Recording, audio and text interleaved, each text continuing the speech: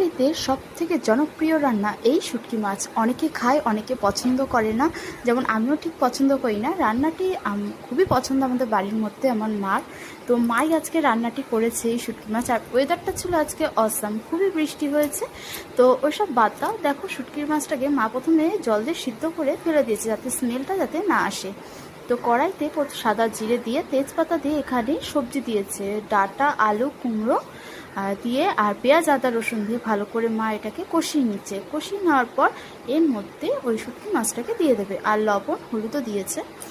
তো লবণ হলুদ না দিলে রান্নাটা পুরোটাই বৃথা। তারপর এই মাছটাকে দিয়ে ভালো করে ভেজে নিয়েছে। ভেজে নেওয়ার পর কষানো হয়ে গেলে এরপর এর মধ্যে তোমরা জল অ্যাড করবে পরিমাণ মতো। ফুটে আসলেই তারপর এটা সিম্পলভাবে আছে রান্নাটা দেখিয়েছি তোমাদেরকে। কেমন লাগলো অবশ্যই আমাকে কমেন্টে জানাবে। তো আজকের মতো এইটুখানি, দেখা হচ্ছে পরের আবার অন্য ভিডিওতে। টাটা সব।